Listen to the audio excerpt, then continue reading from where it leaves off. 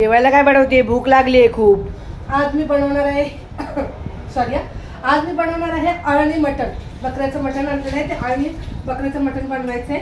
हे बघ, मटण मी 2-3 वेळा पाण्याने स्वच्छ धुवून घेतलं. अगं मी तर पण मटण नाही खात, मला व्हेज काय. तुझ्यासाठी व्हेज बघूया, तू सांग काय बनवायचं. चल हॉटेलमधून मागवून खाईल मी. हो का? मागवा. ही आजकालची मुलं अशी की त्यांना घरातलं खायला नको. अळणी मटण बनवण्यासाठी पहिला मी बारीक कांदा चिरून घेते. एकच कांदा कापायचा बारीक, कारण जरा खूप टेस्ट येते, मस्त छान लागतं. म्हणून पहिला मी बारीक कांदा चिरून घेणार. कुकर गरम करायला ठेवला होता मी. कुकरमध्ये घालूया आपण तेल पुरेसं घालायचं आहे, जितकं लागतं तितकं. आणि हे साईडला मी पाणी गरम करायला ठेवलेलं आहे, कारण आपल्याला गरम पाणीच घालायचं आहे त्याच्यामध्ये. आणि इथे केलेलं आहे सकाळी बोंबलाचं कालवण, सुक्या बोंबलाचं कालवण केलं होतं. आता हे तेल छान गरम झालेलं आहे, तर ह्याच्यामध्ये सगळ्यात पहिले टाकूया आपण तेजपत्ता टाकू, हलकंसं मिक्स करून घेऊया. तेजपत्ता छान मिक्स झालाय, त्याच्यात टाकूया बारीक चिरलेला कांदा घालायचा आणि मस्त असा हलका गुलाबी रंगावर फ्राय करून घ्यायचा. मला तर खूप आवडतं नॉनव्हेज खायला, पण माझा हा बारका मुलगा आहे अथर्व, त्याला अजिबात आवडत नाही.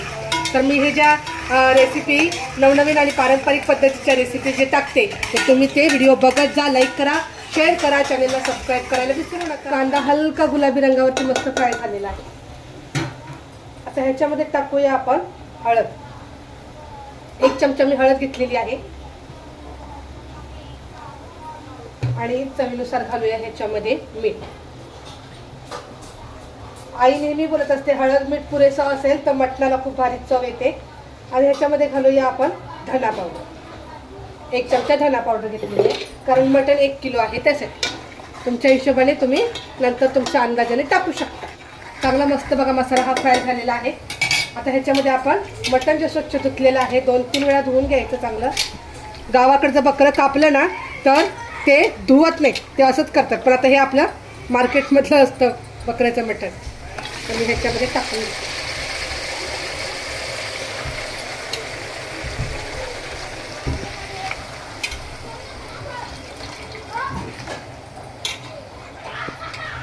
सगळं हे. आता हे मटण मी सगळं टाकून घेतलंय आणि आता आपण हे मटण या मसाल्यामध्ये एकजीव होईल असं सगळं मिक्स करून घ्यायचं.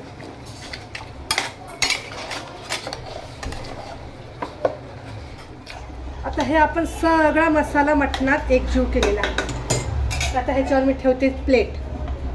ऑलरेडी मी पाणी गरमच केलेलं आहे त्याच्यात टाकण्यासाठी, तरी पण मी ह्याच्यावर पाणी टाकते असं थोडंसं. आणि फक्त आपण 5 मिनटं नाही तर 2-3 मिनटं ही प्लेट ह्याच्यावर ठेवायची आहे. नंतर आपण कुकर लावायचं. आपण 5 मिनटं ठेवली होती प्लेट. आता बघा ह्याच्यामध्ये आपण हे पाणी टाकूया. खरं तर पातेल्यामध्ये शिजवलेलं मटण खूप छान लागतं, पण आता घाई आहे त्याच्यामुळे आपण कुकरला लावतो मटण. तर ह्याच्यामध्ये अजून आपण पुरेसं पाणी घालायचं. जास्त पाणी नाही घालायचं. जास्त पाणी घातलं ना की कुकरच्या बाहेर सगळ्या शिट्ट्या झाल्या की ते सगळं पाणी वरती येतं, म्हणून थोडंसंच पाणी घालायचं. परत एकदा ह्या पाण्यात त्या मसाल्यामध्ये मिक्स करून घेते. हे घालेलं सगळं मिक्स. आता आपण लावायचा कुकर लावून आपण 4 शिट्ट्या करायच्या आहेत, कारण जास्त मटण शिजलं ना की खायला मजा येत नाही. थोडंसं अर्ध कच्चं जर मटण असेल म्हणजे 4 शिट्ट्यामध्ये बरोबर व्यवस्थित शिजतं मटण, तर तसं मटण शिजलं की खायला खूप भारी लागतं. आणि मला पहिल्यापासून गरम भात आणि गरम अळणी मटणाचं कालवण खूप आवडतं. लहानपणी तुम्ही खूप खायची. हो झालं ना, तुला कुकर थंड झाला आता. हो, शिट्टी खाली केली. बघा हे झालं आपलं अळणी मटण तयार. अरे वा, लहान मुलांपासून ते म्हाताऱ्या माणसांपर्यंत सगळ्यांना आवडणारं असं हे अळणी मटण. हे बघ, अरे वा, खूप भारी आहे.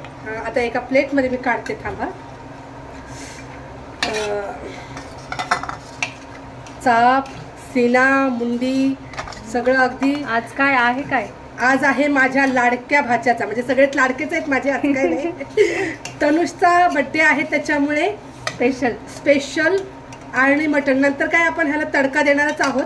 हा. तर हे बघा, असं हे मी आळणी मटण तयार केलेलं आहे. लहान मुलांपासून तर मी बनवलेलं आहे असं आळणी मटण.